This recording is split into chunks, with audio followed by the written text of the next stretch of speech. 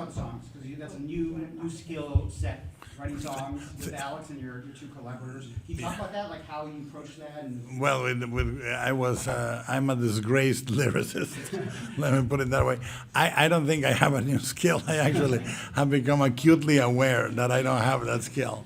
It was by mere chance that my song came out okay, but the rest was just partial ideas, phrases, and stuff like that. And, the real lyricist is Cats. And except if you consider that a song, the Rabbit's funeral song is written by Patrick and me. But it really is, it was more Alexander Katz taking the lead with the things we sketched. Can you talk about how you prioritized Pinocchio with some of the other projects you were working on simultaneously? We didn't, we could do it concurrently because we started with just a few units, very slow, then the pandemic hit us. Yeah, and then we eventually went up to about 60 units. Yeah. Okay. Somewhere about 2/3 of the way through, and then you start ramping down again at the end. And no matter what, because of the pandemic, for many, many weeks, we could only instruct animators through Zoom. Yeah. So, you can only instruct for so long. Yes. So you start your day or finish your day with that. Wow. And then, you just keep that rhythm. No matter what you're doing, the only complication was for Mark and the story department, they had to travel to inconvenient locations to discuss the storyboard. But I think the actual shoot is easy because we started doing it by Zoom because of the pandemic, and we stayed by Zoom. Oh, wow. Yeah. And the nature of stop motion is that it's one animator on a set at a time. So once you've launched them and they're going, they're by themselves. Yeah. The natural state of an animator. It's So pretty loneliness. self-sufficient.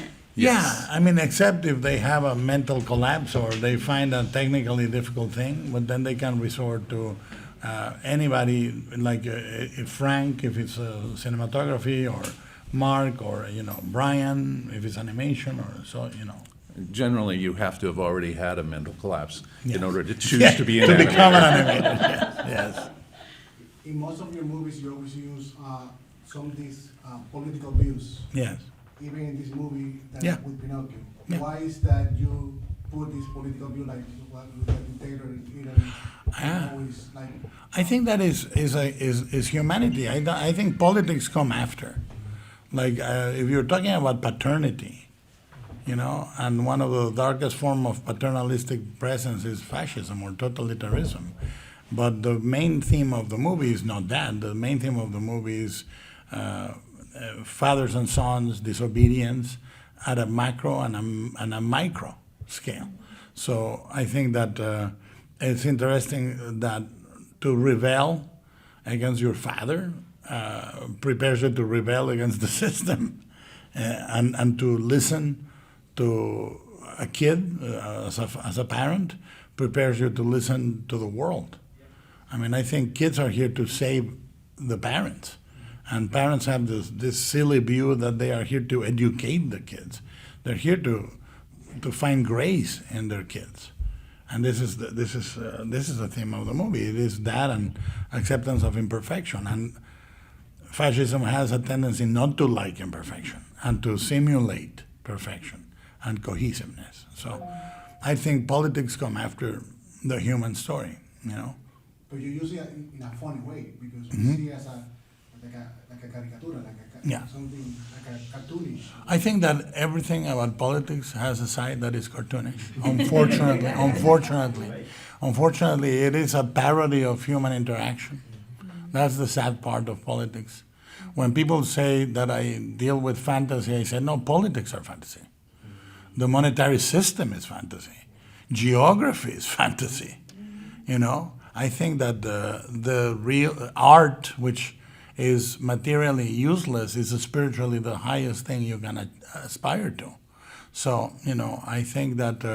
And fart jokes. and fart jokes. and a dancing poop. Yes. But I think Mussolini is...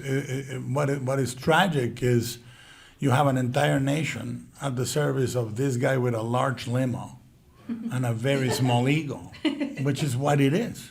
I mean, look at how the entire conscience of the world can be polarized by a person with a small ego, you know, or a damaged ego, you know. So, Ma'am, you mentioned. can I ask you? I'm sorry. Yeah. Yes. It's a personal question. Yes, please. I cried enough. Do you dream? And if you dream, what do you dream? Very boring, exceedingly boring. I never ever have interesting dreams, ever. Like I've had 3 in my lifetime, and 2 of them were in childhood. I always dream that I swim in water and I can breathe underwater. You know, people dream they can fly. I dream I can swim. So that's the only semi-interesting one. Do you ever dream of new ideas for movies? No, what I dream of is the day when I'm shooting live action. I dream of the day. And on Pinocchio, sometimes I would dream of a sequence that I thought was in trouble, and we would readdress it. But normally, I have the most pedestrian dreams in the world. Do you see problem solving in your dreams? The shooting, sorry? What does a bad day of shooting stop motion look like? And I mean, what No, is a like perfect we day? had a sequence that we reboarded, largely the escape of the dogfish. I dreamt that I spent 5 years working on an animated film. That is a nightmare. Gonna wake up. My question is, you mentioned the press conference that you spent 1,000 days working on this Yeah. film. So, 1,000 days shooting. Shooting, exactly. So would you go through it again? And if so, which other classic children's story would you like to try? I would go through it again. I mean, this was the best experience of my life in terms of work. And it was so much fun. It was so rewarding. And, you know, I don't know what the next story is. And it doesn't have to be necessarily a children's story. Hellboy 3. Hellboy 3. No, I think that you do what you need to do. I mean, there is no easy shoot. There is no easy shoot. And if it's intimate, it's the tone. If it's large, it's the scale.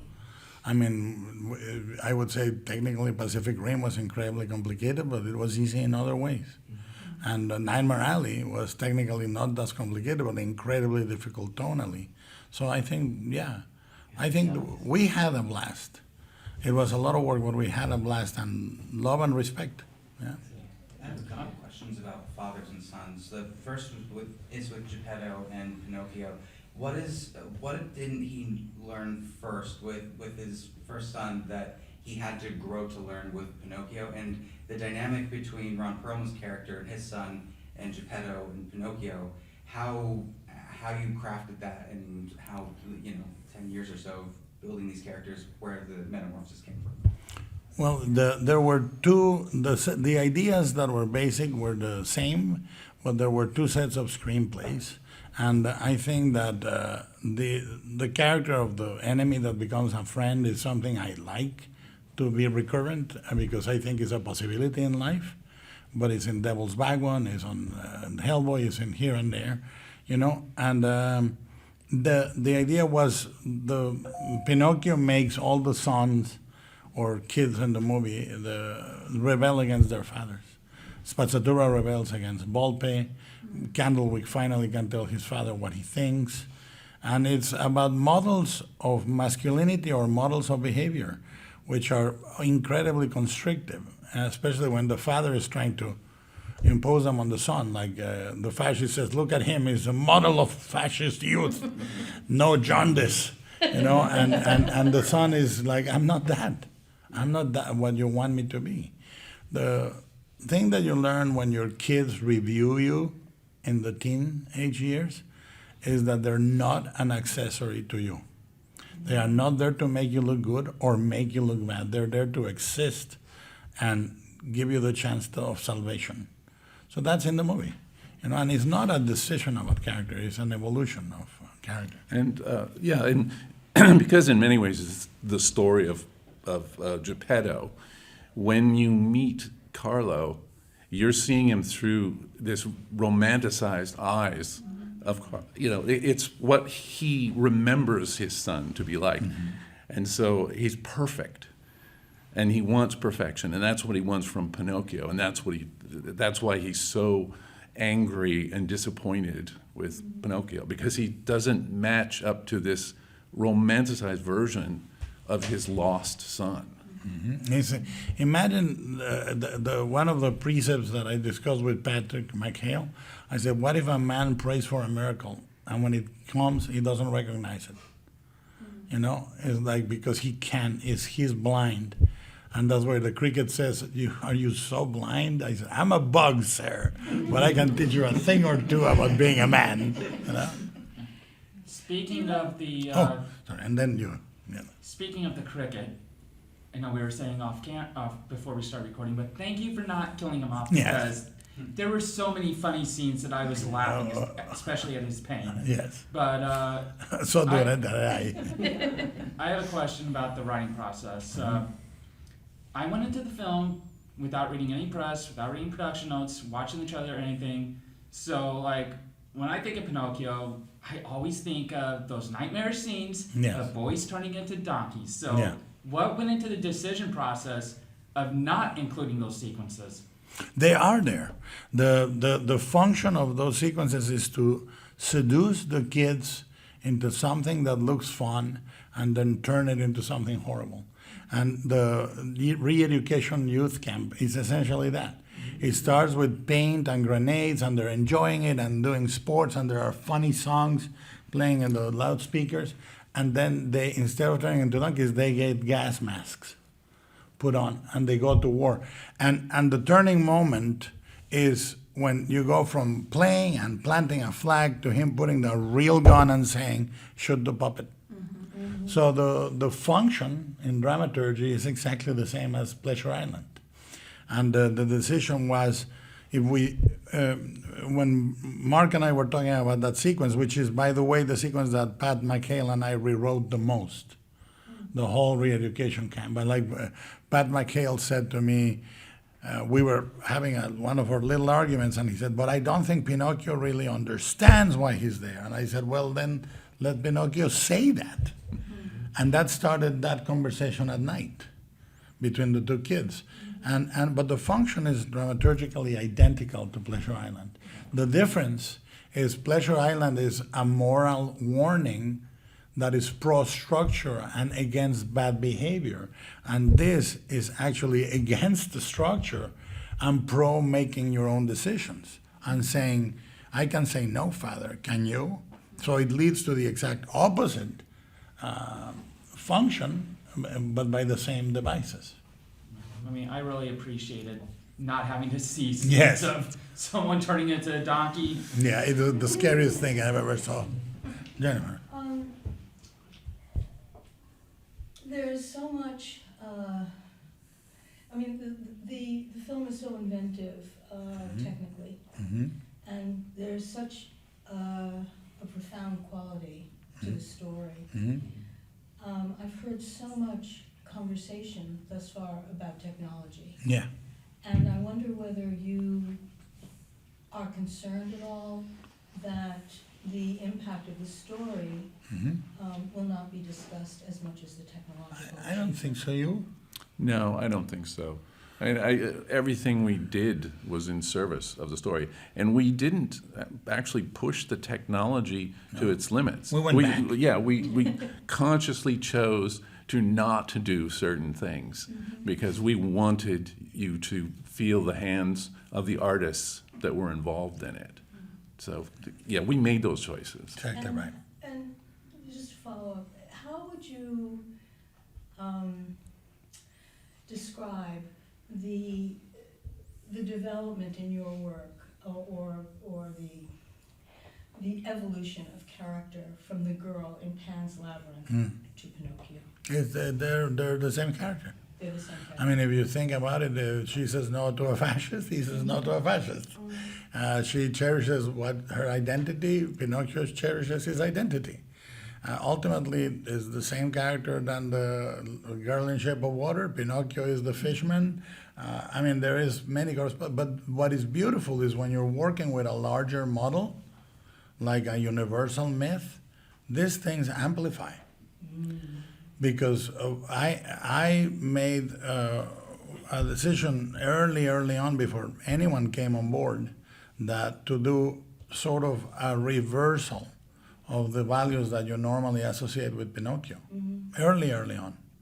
And I thought that is what Mark said, attracted it to me. Yeah. That's what I liked about it, because I mean, obviously I was familiar with the classic story, but when Guillermo described to me what his intent was, where he was going with it, I thought, wow, that really turns it on its head, and it opens the story up in so many different ways. It's brand new. This is worth telling again. Yeah, I mean, is disobedience instead of obedience, and you don't change. Everybody changes.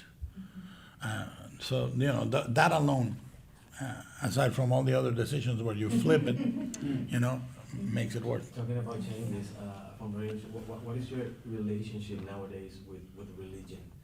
Because I got from the press conference that you, correct me if I'm wrong, you share some similar views, and I found very interesting and fascinating one of the scenes or sequences where Pinocchio went into the church, and he, with his innocence, starts mimicking Jesus on the cross. Yeah. And then, like a contradiction, the Nazis start like saying that it's a blasphemy. So, what is your relationship nowadays with religion? Well, there is a layman point of view about this, in the sense that mythologically, Jesus is a perfect Messiah and Pinocchio is an imperfect one, with the nails and the wood. But Collodi had that in his novel. He was a very deeply esoteric Christian, a very interesting view on Catholicism. He had it in the novel, and I thought some people speculated in reading Collodi. They said Pinocchio is made of the wood of the Holy Cross in a way, but it really is about he gives his life to save those that he loves. He gives his life for his Father, which is exactly what Jesus did, and he's crucified, etc., etc. He resurrects. Blah, blah, blah. But I think that all those things come from loving the imagery and the mythology but not loving the institution.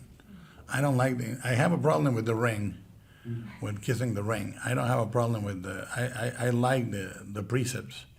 Yeah. I have a specific question for Mark. Everyone remembers the first time they've ever met Guillermo. I remember my first time. I think most people remember the first time. I was curious about your first time meeting Guillermo, and he can feel free to jump in and correct you, but I'm really curious about that. I won't. I'm bracing myself. Should I tell the real story? Yes. Finally, it can be told. We were in prison. He brought a cake. That's right. Well, the first time I met him was on the phone, actually. It was just, Guillermo called me and said, I'm going to be doing Pinocchio, and would you like to help me make this film? It was just that simple. Obviously, it was an easy decision for me. But he can be a pretty intimidating guy. You just think there's the myth, and then there's the man. Yes. And so you meet him. There's the burgers. And then the burgers. So yeah, I mean, you just sort of sort that stuff out, and you realize there's a big softy down there. Yeah, I think that we went for coffee the first time, right? I think that's right. In somewhere Santa Monica. In Santa Monica. Yeah. I paid. That's right. I've been paying ever since. With more blood. I was at a screening of Kronos in San Francisco. Oh, wow. Yes. Yeah, they had no respect for you. They put you in a small theater. I remember that. Better. Yeah. I liked it though. Oh, it was, well. I like San Kronos was Francisco. really with us, so, Yes. And we've learned our lesson. No, Can I ask you one quick question? Yeah. There's a phrase in this film that has just stuck with me, and I would love you to expand on Mhm. both of you, and it's terrible joy. Yes. It's when Geppetto Yes. is going through a crisis. Mhm. And the phrase is so evocative and so potent. Thank you. I'd love you to talk. That's how I describe working with Guillermo. It's a terrible, terrible we joy. said that, yes. You know, there's certain, that dialogue is sometimes, because it is my second language, I find these little things. And I think this comes, I remember when I was a kid, I was reading Saki, H.H. Monroe, and he described a girl. He's talking to, is one of the Clovis stories, and it's a guy talking to a bunch of kids on a train, and he says, and this girl was terribly, terribly good, horribly, horribly good. And it stuck with me because it sounds much better in English. And I just thought, joy brings great suffering. I mean, the universe has the chance of always balancing something good with something bad, inevitably. I was talking to Grace Grimley this morning at breakfast, and I said, all this love will necessarily awaken some negativity. It happens. It's the natural cycle of the world. And I think the one thing I wanted to say clearly is death is actually more thoughtful than the life-giving sprite. The life-giving sprite acts out of impulse. Death is thoughtful. Death says to Pinocchio, you have to choose. But the life-giving sprite gives it impulsively. And I needed her to hear Geppetto say, you gave me a terrible, terrible joy. And that was the intention in the writing. But the phrase was fortunate. Yeah. Will you be Last adapting any Saki stories? The one about the You know, open doors? The open window. The open window. Yeah, it's called the window. Yeah, it's a great horror story. I think Saki for me was formative in the sense that his kids are terrible. Yes. And his kids are very complex. Yeah, and that's why I love those stories. All the Clovis stories. I think Saki, Mark Twain, they write really interesting kids. Yeah. May I ask one question? Is this last question? Yes. Well, I wanted to ask a little bit about the casting because there's so many phenomenal actors in this film making up the voice cast. I was wondering, what were the qualities about the actor where you knew that they would be a good fit for each character? David Bradley, we wrote it for him. I mean, I've done Troll Hunters and I've done The Strain with him, and I know him to be a really complex actor. Ron Perlman, if I don't write him, he will stop speaking to me. Very, very, very simple. He gets really offended quick. Tilda, it was written for her. The surprises for me were the Finn was really a revelation for us, wouldn't you say? Yeah, absolutely. And Spazzatura was written for Kate Blanchett. No, but you want to talk about Finn and Gregory a little? Yeah, I mean, I'll start with Gregory. We auditioned hundreds of kids, obviously. And I think when we heard him, we immediately knew. Immediately. He had this sort of purity and innocence and that just came right out of his soul somehow, and we knew it was Pinocchio. We just said, that's him. And he was like 9 years old when we found him, and we recorded him over like a year and a half or something like that. Ultimately his voice changed, and he was He couldn't do it. he couldn't do it anymore. He sounded like Ernest Borgnine. Yes. So, but he was just brilliant. I mean, he was good for a couple hours, and then we'd fill him up with sushi, which he loved. And we allowed him to insult me. Yeah, we insisted on it. Yeah, I insisted on it. Whenever we needed Pinocchio to be disrespectful, I say, push my belly and call me a dummy. And he would go like, shut up, dummy, and he would then. I tried that a few times. But Ewan was a revelation. We were not thinking. We wrote it for another actor. I was very stubborn about that actor, and somebody in the studio, Melissa Cobb, suggested Ewan, and we said, let's hear it. But oh my God. Wow. When we heard it, I said, oh, we're good writers. You're You're he made you brilliant. I called Patrick, hey, let's do another. And Kate was a big surprise. Christoph Waltz, 100% written for him. But John Turturro, we had a dinner, and he accepted to do 6 lines. the body is rigid, and a few other. He gets the most laughs. The most laughs. Per syllable. No. Yeah, No. and but Kate, we were shooting Nightmare Alley, and both Bern Gorman I know very well, but Kate said we gotta work immediately. I enjoy working with you, and I said, and I with you, and she said, is there anything you have for me on Pinocchio? And I said, there's only a monkey left, and she took it, and we would be in London recording lines for the monkey, and then Todd Field would come in, and they would record Lydia Tarr in the same session. Took her a while to switch between roles. Can you reveal who you wrote the cricket for? Huh? Can you reveal who you wrote the cricket for? That's not good for the actor. Yeah, why do it? Yeah.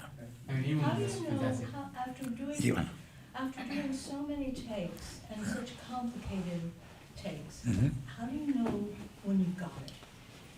In terms of the record itself, Yeah, in terms of this is it, this is what we. We do variety. yeah, you have to do a variety because you're never entirely certain until you put it all together. What So we whether do the energy more or is- less. Yeah. Happy, unhappy. Yeah. Yeah. All right. Great. I feel Julie pacing. I'm like in the- hovering. We-